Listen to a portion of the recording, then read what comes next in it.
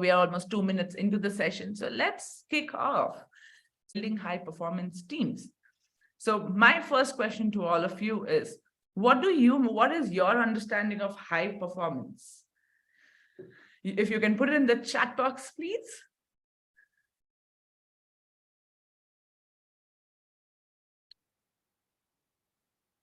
So, Aarti, what we are saying is, what is the participants, the people who have attended the webinar, what is their definition of high performance? Is that what we are hearing? Absolutely. Yes. What is high performance according to them?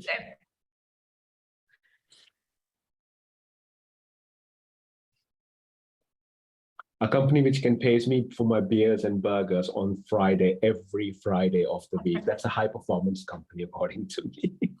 Okay, that's an interesting take, Krishna. I can see Gautam has written intense. Okay. Any other thoughts? Taking on any challenge with certain confidence in outcome. Stressful, potential. Okay, thank you, Gautam. Alicia, okay, she's my favorite. I don't know who that person is. Goal focused. That prompts. That's lovely. Thank you very much, Alicia. Yes, absolutely. So we are getting there. I can see value oriented. Yes.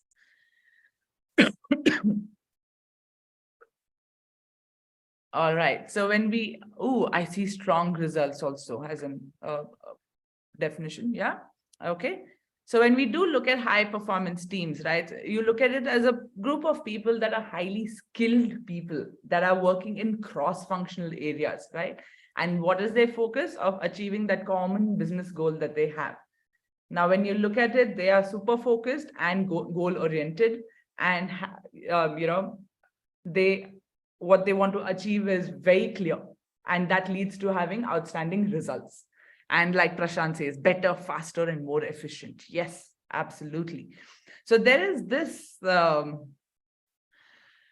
equation that I wanted to put out and share. And this is a formula by Sir John Whitmore in his book called Coaching for Performance. Have any of you had a chance to read it? It's an amazing book. You should if you haven't. Okay. So when we look at this, what Whitmore is saying is that he describes high performance is equal to the potential. So whatever the potential that you have to be or become that awesome leader, right? Minus the inhibitors. Now the inhibitors are anything that's slowing or stopping you from achieving that high potential goal. Okay. So again, in the chat box, I want you to write down, what is your potential to build high performance teams?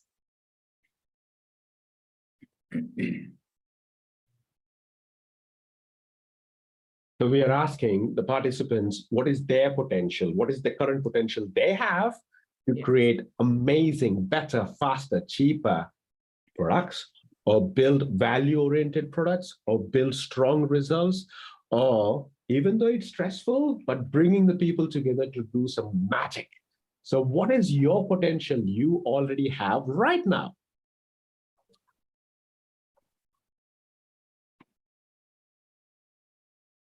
Just type it in the chat window, please. Oh, we're getting some answers here, Aarti.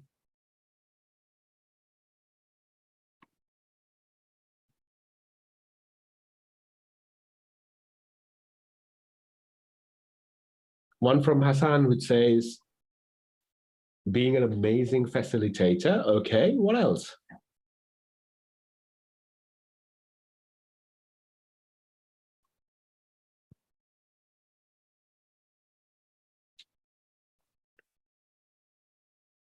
There's one more comment about having a shared vision or the purpose. That's an amazing answer. Yeah. Alicia says building strong relations among team members. Yeah. Collaboration from Santosh. Yeah. Okay. Sharing the right problem, creating that goal and purpose. Absolutely. Beautiful.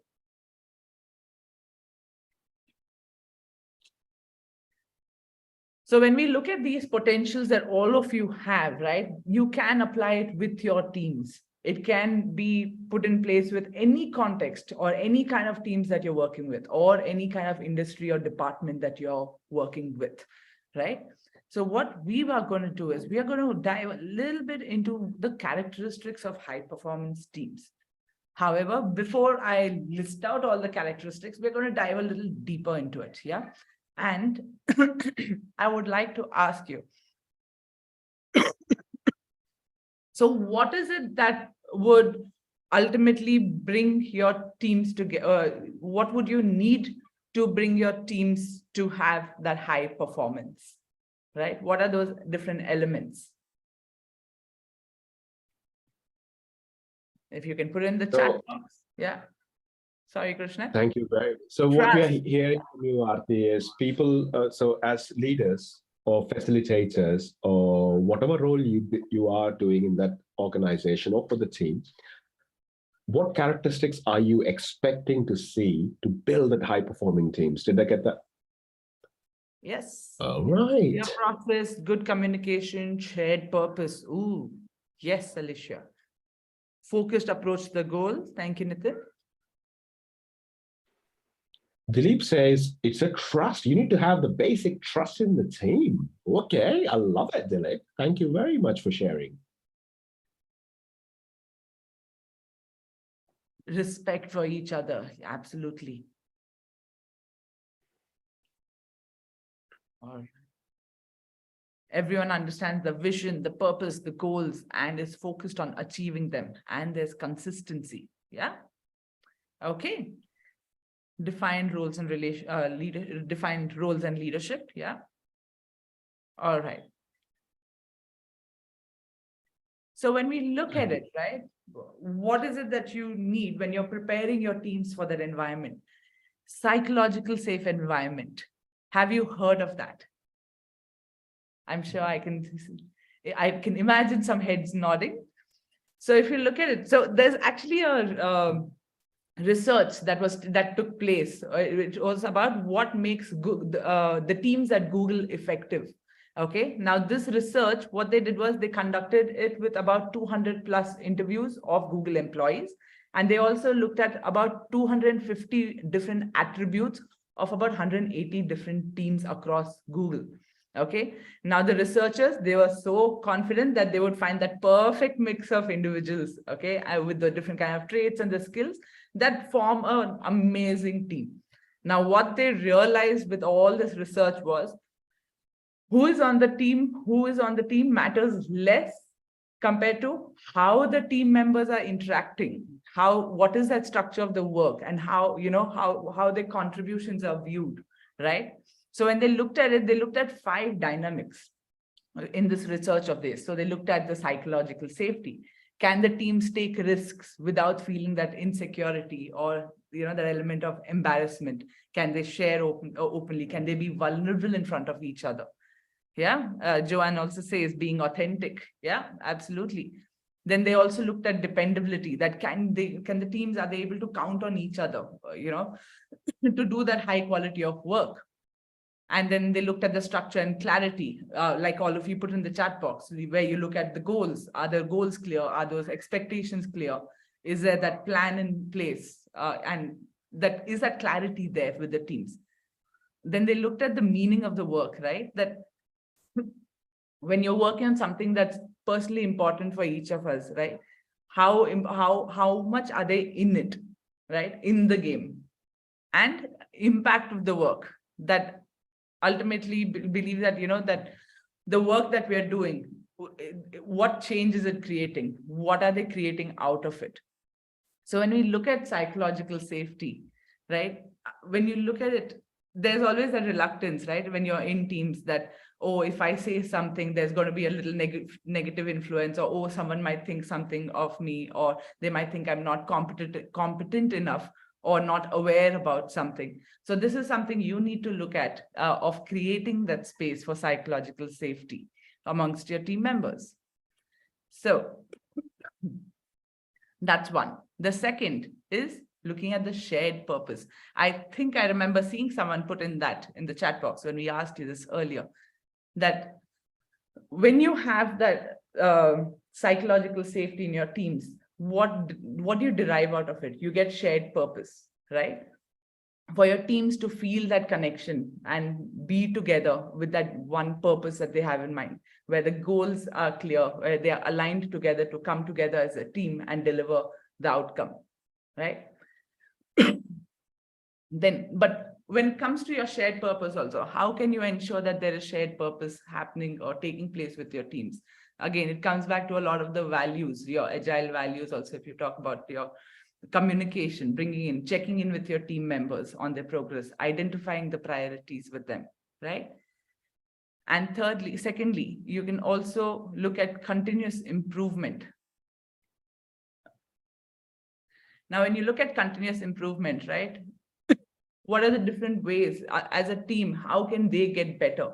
Now, when they, there are different feedback mechanisms that you have, where you have your retrospectives, which is the most common platform for any kind of continuous improvement, right?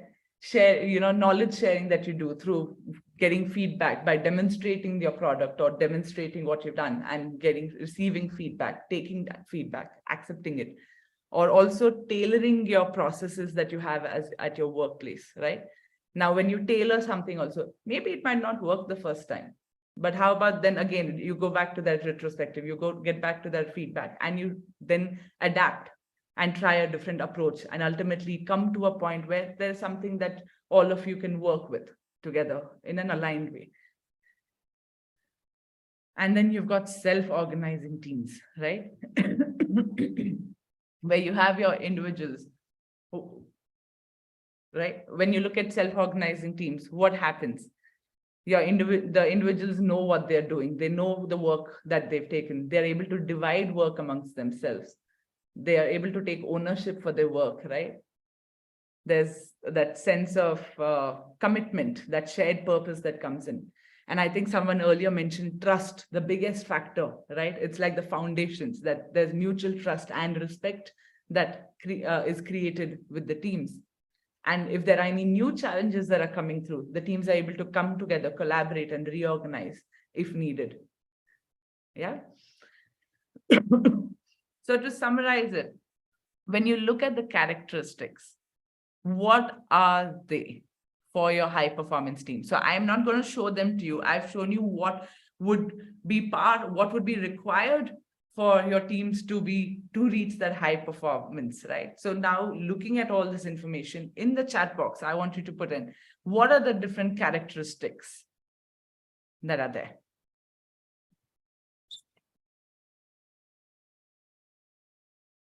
When you're talking about characteristics, Aarti, are we talking about the behaviors you'll be seeing when you see these high-performing teams? Yes, behaviors would be a great word, Krishna. Thank you for that.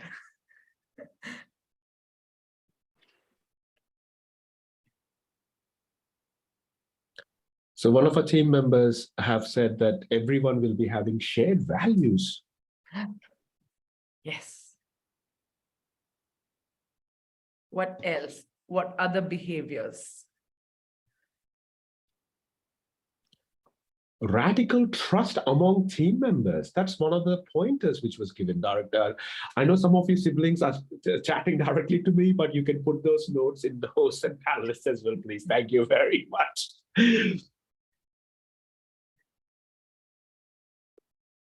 Unbreakable attitudes. Yes, they have unbreakable attitudes towards, focus towards the common goal, what they need to achieve. Accountability. Thank you, Alisha. Yes, absolutely. They have amazing accountability. Oh, leader plays a very key role.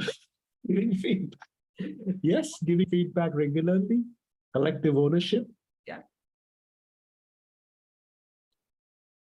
The better way is leaders having a skin in the game. That was one of the pointers as well. Leaders having a skin in the game. I love it. Thank you. Okay. So when we look at, apart from the ones that all of you have shared, which are amazing points, and I think I'm going to steal some in case I do a future webinar on this again. So one is where you have your teams, right, that are embodying the team values. If you look at it, if you compare it, when we talk about the agile values, right, you look at the manifesto and you look at those 5 values where you have focus, respect, openness, commitment, courage, right? Your teams have that amongst them. You have, like we said, they have the clear purpose. The goals are clear. The roles and responsibilities are clear. We spoke about the trust and the communication that's constantly there with the teams. Then you move forward by sharing the purpose and understanding. Shared leadership by all. Oh, I think I heard that in the chat. Someone had put that. Then you've got continuous improvement, where your teams are constantly looking at improving. How can they get better and improve as a team? And ultimately, they are empowered. Teams are empowered to make decisions, that you're not always having to wait for somebody to tell you what to do and then you do it.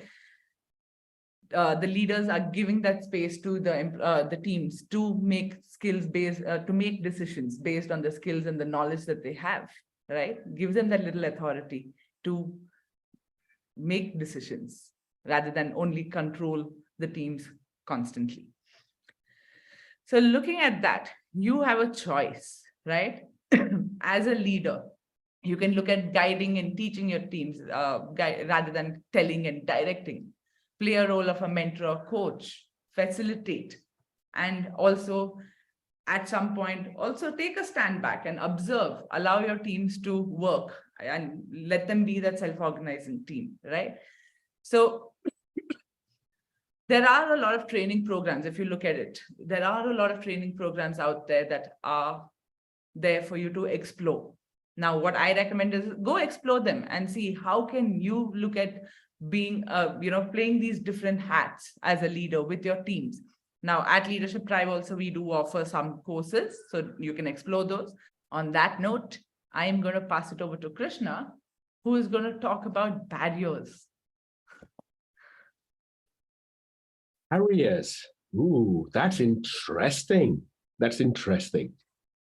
So, ladies and gentlemen, my colleague Archie was talking about how do you build these high-performing teams? You understand, to build these high-performing teams, the teams need to have a shared vision. They need to be, as a leader, you will need to facilitate, to bring all these people together to build that shared vision. It doesn't stop there. When you're building a shared vision, you are also coaching for the teams to achieve to the vision or the goals they want to bring out from that session. As a leader, sometimes you might be mentoring where you're giving a pearl of your wisdom by giving them as choices which one they want moving forward. You do all these things. There are barriers, that things, inhibitors. Even my colleague has mentioned that there are some things which will slow you down or stop you from achieving this amazing awesomeness. So according to you, what are the things which can go absolutely pear-shaped in your organization or slow you down from achieving that potential? Type it in the chat window, please. The things which will stop you from building the high-performing teams. Type it in the chat window, please. So, Archie, when I'm talking about barriers, which also always reminds me of this ship. The ship which got stuck on the canal, where it got completely, it's an epic fail, ladies and gentlemen. It was an epic fail. So in your organization, if you can think of any barriers which slows you or stops you from building those high-performing teams, what would that be? Type it in the chat window, please.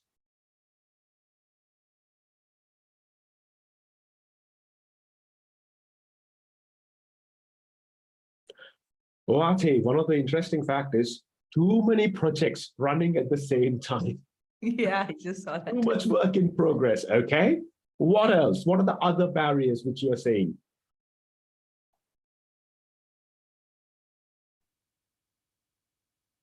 Boss doesn't care. They talk the word agile, bringing all the change, and the boss doesn't care how it doesn't matter for them, okay? That's also interesting.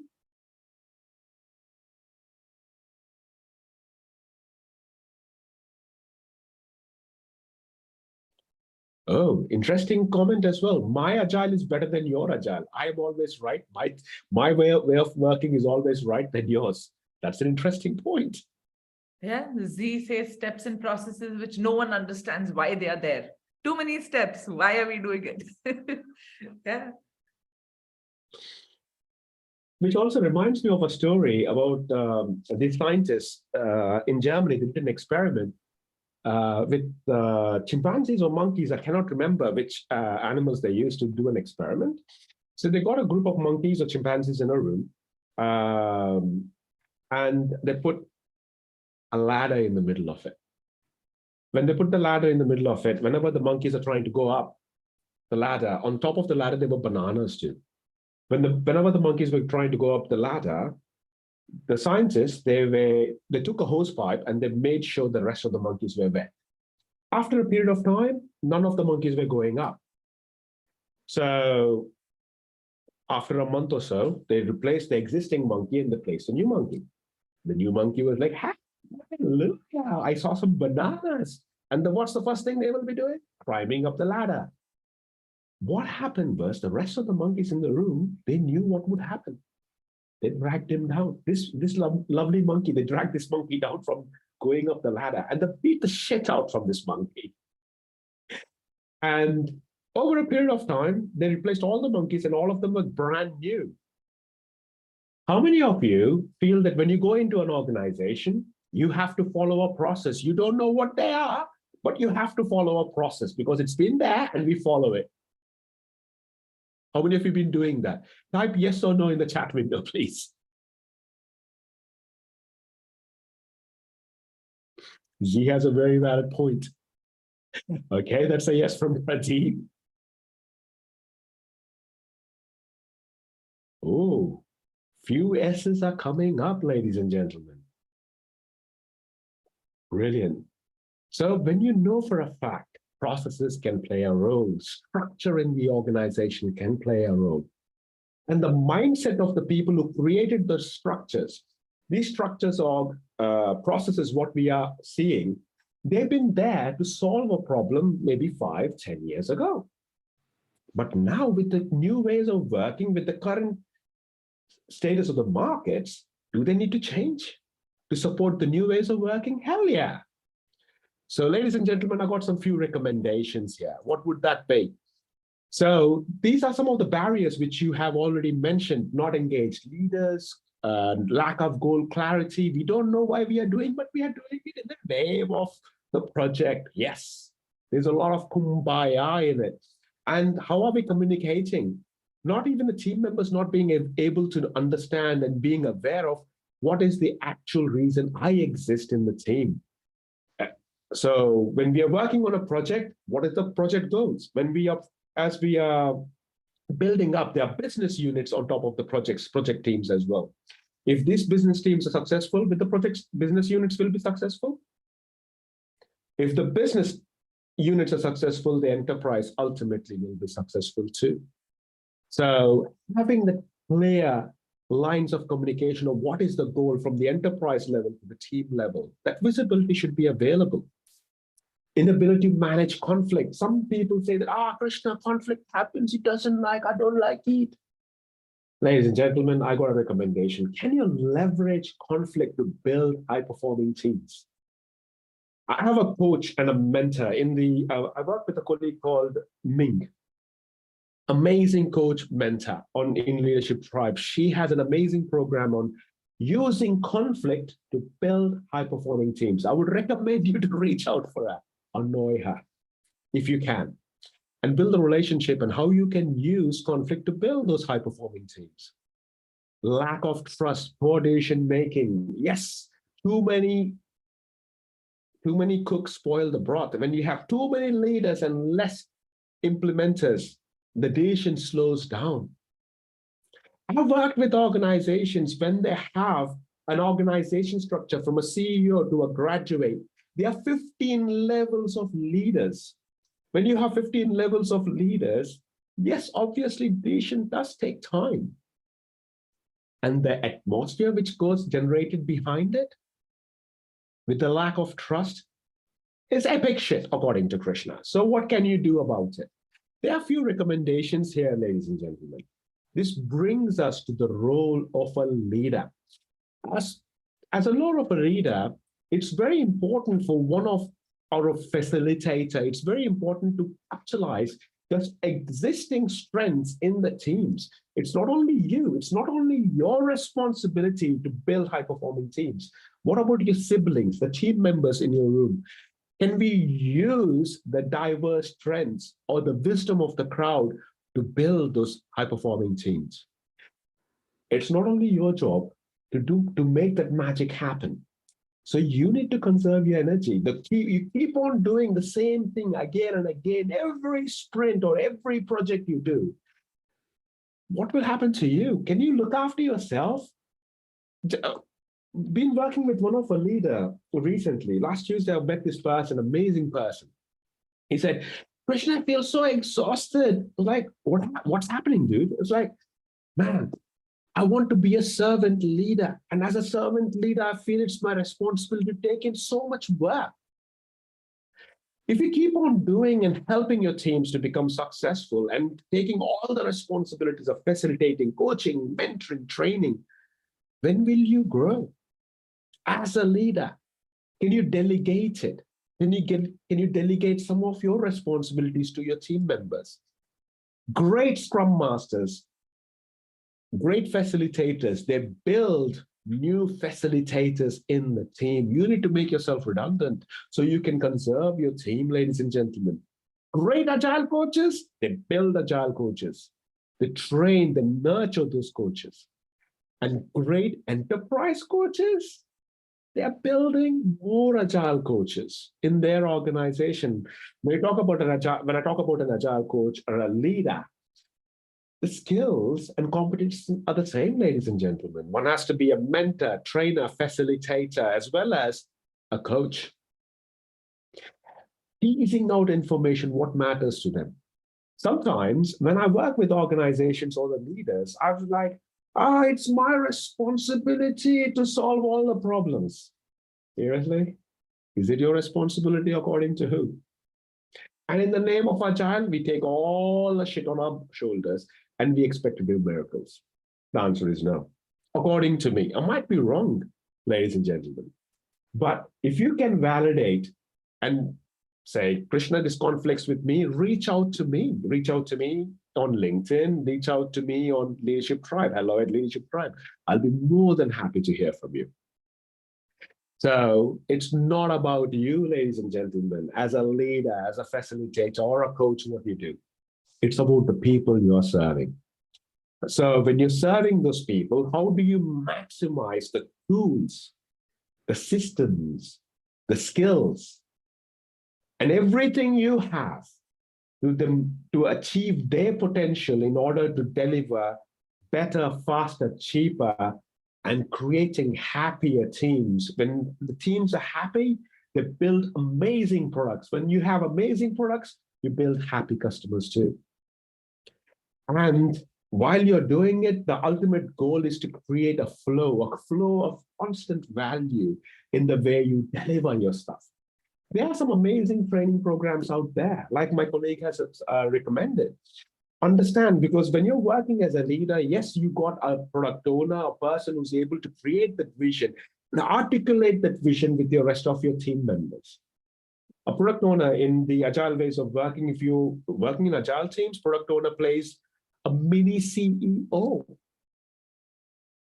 Plays a mini CEO. While you are facilitating, there is a person helping you to drive that vision, articulate that vision in such a way that your team members understand what it matters for them to achieve the collective vision together.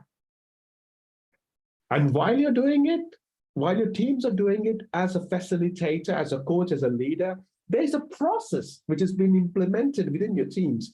And your job is to maximize and improve the flow in everything we do. And for a product owner, they need to understand what is their role too. As a product owner, its owner means ownership of the product. It's not there by mistake, ladies and gentlemen. As product owners, some organizations I've worked with, product owner means my job is to create user stories. We call them as a scribe. There is an art of change from a product owner, from being a scribe to an entrepreneur. So sometimes I do tell, not sometimes, most of the times I tell leaders to start your own startup. When you're having your own startup as a CEO, as a founder, you do what the hell it takes to make your organization successful. Is that a yes or a no, ladies and gentlemen? Type it in the chat window. As a leader for a startup, would you do what it takes to make your organization successful? Yes or no?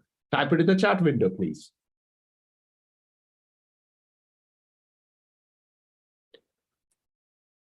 Yes. There are few yeses coming in the chat window. Yes. You do what it takes. As a leader, working with your product owners, working with your teams, bringing them together matters. It's not only that, once you bring them together, the way we work to improve the flow matters. So yes, product owner plays an important role. There are some skills you need to, if you're working as a leader for your team, and if you have a product owner, as a leader, you might need to coach your product owner. If you do not have those skills, send your product owner training. And when you're talking about flow, there are some amazing frameworks out there. Scrum is an amazing framework. Kanban is an amazing framework. So, ladies and gentlemen, if you're talking about frameworks in isolation, they're all brilliant according to them. And none of them are perfect, because when you're using a framework, you need to adapt it to your working environment. That's what makes you successful. And you, as a leader, you need to know how to adapt to different frameworks, how to use different tools. This is one of my favorite tools, which helps me to sort out my studio. I'm building my studio.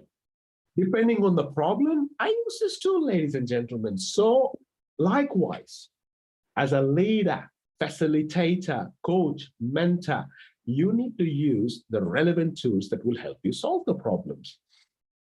There are some amazing ways you can deliver that.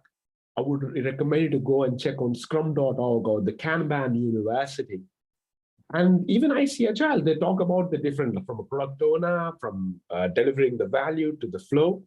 If you're investigating, there are some, I work for an organization called Leadership Tribe. They also do some amazing training programs. And my colleague Arti, she's an SME when it comes to Kanban and flow. She's a Kanban trainer and a mentor for various leaders globally. I would recommend you to go and reach out to Arti. And if you're interested to understand more about product ownership, because product ownership and delivery, they go hand in hand. It's not in isolation. So how do you create a product owner workshops or a discovery workshops? You need those facilitation skills. These are upcoming programs. I would like you to go and check it out and use Arti's code. Arti, what was the code again, darling? I forgot the code. Oh, look at the cheesy self-promotion. Look, RT10. All right, whatever. Use that code. Say if you want to join the programs. And there is also Kanban systems design. How to create a flow, how do you create a process, and how do you optimize that process to constantly delivering value? Everything you do from your start to end, it includes a cost, ladies and gentlemen. Would you like to show how you can reduce your cost to your teams, to your business units, to the organization? Yes, there are tools. Reach out or use one of the links from the Leadership Tribe. And this also brings me down to the core skills of a leader. When you're talking about the core skills of a leader, this is a paradigm, it's a stance. So stance, or the right vocabulary, according to me, it's called a dance. Ladies and gentlemen, how many of you danced in your lifetime? Type yes or no in the chat window, please. How many of you danced with a baby, with your partner, with your girlfriend, mom, dad? How many of you danced in your life? Yes or no should be fine.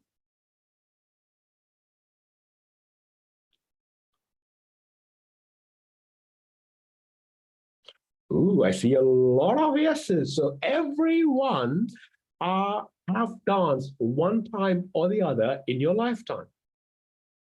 So when you're dancing, do you take the consideration of the person in front of you? When I was dancing with my little nephew, or when I was dancing with my furry son, I have a cockapoo, my son. I have a great time with my dog, and I love him. Or I also love my nieces, my little babies.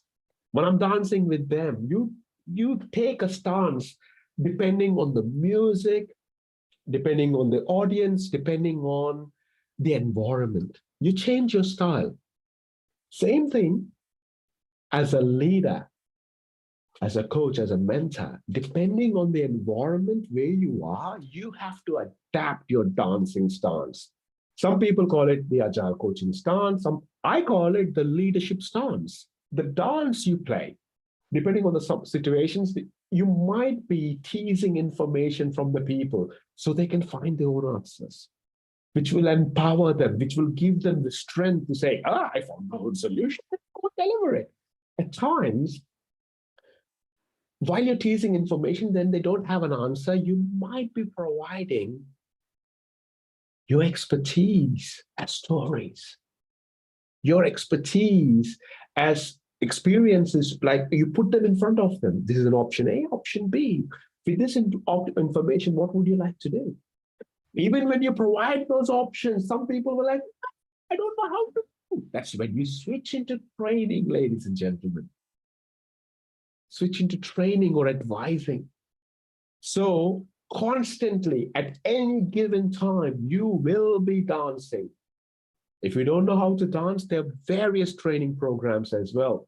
So it doesn't stop there. It doesn't stop at the team level. So let's take an example. Your body as a system. How many of you believe that your body, your entire body is a system? Type yes or no in the chat window, because your lungs need to work with your heart needs to work with your kidneys need to work with your liver, and vice versa. It happens. Your body is a system. Is there a yes or a no? Type it in the chat window. We've got a few yeses. Thank you very much. And one day your heart wakes up and says, I've been working, I've been beating every single day so many times, I want to take a break. Would that system exist? So, ladies and gentlemen, even when you're working with your teams at the team level, at the business unit, or at the enterprise level, one needs to know what is the right set of skills to use, because this is a system in its own. When you're looking at a system, sometimes when you take a problem, you need to zoom in, understand what exactly is causing those problems. And sometimes you need to zoom out to get the big picture, ladies and gentlemen. This little problem, how is it impacting to the rest of the world? It matters. It matters. So, when you're working at the team level, it doesn't stop there. You need to start thinking and working at the business units, because you are part of the system. How are the employees working and engaging together? How is the leadership team working with the teams? What is the strategic goals? Are they in line with the team goals? How are we developing the teams to deliver those goals together? What is our organization culture? Is it a safe environment where the employees can experiment, try different tools and techniques? And what about the organization processes? Are we still using the same lethargic processes which we used 100 years ago? I work with organizations which are more than 100 years old. And when I've been looking and working with them, some of the processes have been created 100 years ago, and they're still using it. And nobody knows why. How many of you have been in those areas? So, ladies and gentlemen, I see Agile is one of the training organizations which we work with. So with respect to, if you're working at the business unit, at the enterprise level, what is your awareness? What about the business structures, business processes, the technology which we are using, the organization structure? If you have an organization structure of 15 to 20 layers between a CEO and a graduate, can you make quick decisions? No. So having that kind of an awareness, That's what about agility in the enterprise gives you an opportunity to look at the different areas one needs to work with. If you're working with those areas, it's just not enough. What actions can you take to bring change in? Change is something constant. So this is called coaching agile transitions. Agility is about adapting to bring different situations to drive value. It's called dancing at the moment, even at the organization level. So can you dance alone? Can your CEO of your organization bring change alone? Change does not happen in vacuum. It needs a lot of collaboration, and it needs tools, techniques to bring people together. What my colleague Arti was talking about at the team level, those skills are relevant.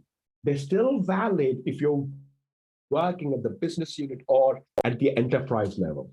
But there's a little bit more. There's a little bit more. I would recommend you to go and investigate what are the other training programs out there. The various training organizations who provide that. Go check it out. What are your actions? You heard from me and my lovely colleague Arti. If there is an action you are going to take, one action, listening to me and Arti, what would that be? Type it in the chat window, please. One action you're going to take. Type it in the chat window, please.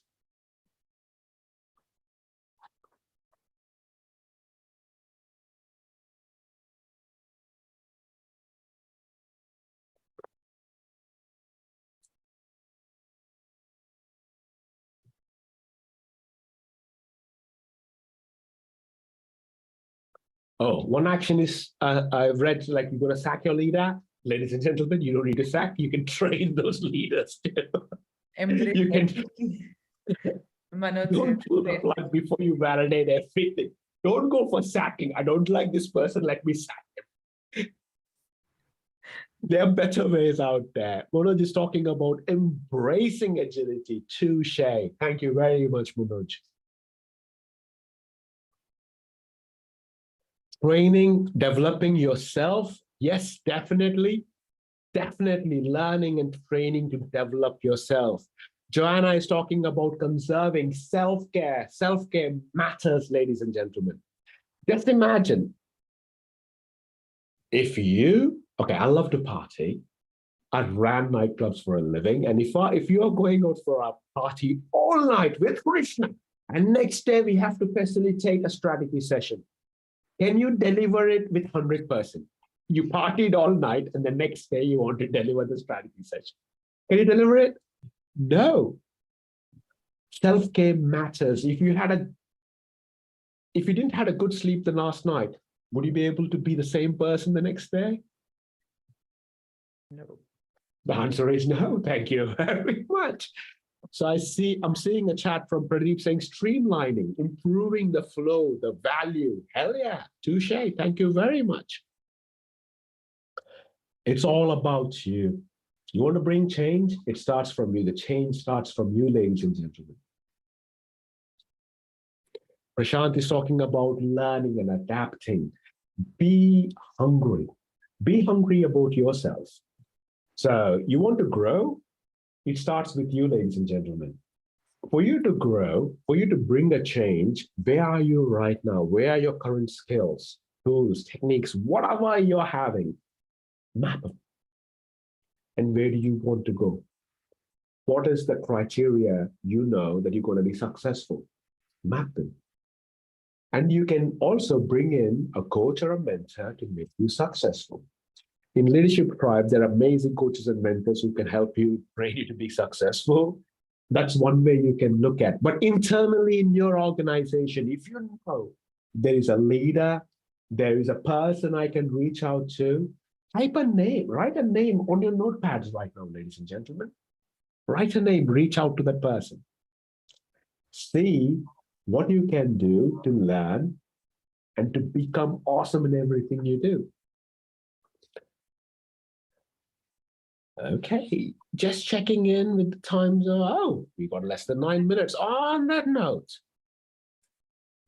Q&A. Oh, there is a comment from I can't pronounce this lovely colleague's name's first name, but I can call him Varma. Varma, apologies. Conduct open sessions with my team to discover what make or will make the team a high-performance team. Help them to overcome their lagging. Ooh, lovely, lovely. Varma, I have another recommendation as well. You got the strengths, you got the weaknesses. I've coached some cricket teams, some football teams. And in sports world, there are some amazing coaches who spend time on improving the strengths. Can we add more fuel to it? Can we add more fuel on this strengths? Yes. Instead of improving the weaknesses, can you slow down or stop doing what is not adding value? You don't need to improve it, stop it. Just concentrate on your strengths. That can also be an option. I'm not saying that is the option, but that can be an option too. Investigate it, see if it works for you. If it doesn't, ping me. If it yes, ping me as well. I'll be more than happy. I'll be more than happy to work with you. So questions and answers. If you got any questions, ladies and gentlemen, we'll take 2 to 3 minutes to answer the top 3 questions, and we will talk about the next actions. Thank you very much, Ate. And if you want to reach out to me on LinkedIn, that's my URL. So you can connect with me on LinkedIn. I'll be more than happy to reach out to you. And my sibling, Ate, will be adding her profile as well. So you can reach out to Ate, either me or Ate, or you can even reach out to hello@Leadership Tribe, and we can take it from there.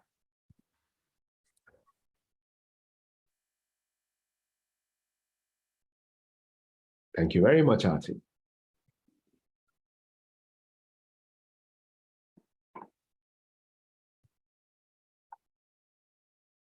Let me stop sharing and take some questions, ladies and gentlemen. If you do not have any questions, we can end early. We can also end early.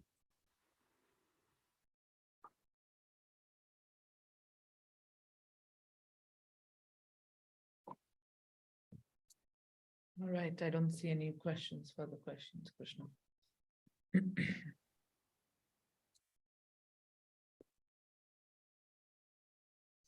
I got a question personally to me, Ate. Oh. It's like, I'm really good, but my boss does not support me. What can I do?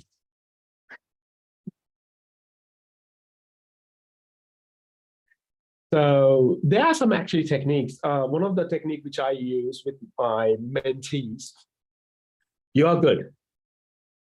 And when you want to bring change, you're not able to influence the other environments.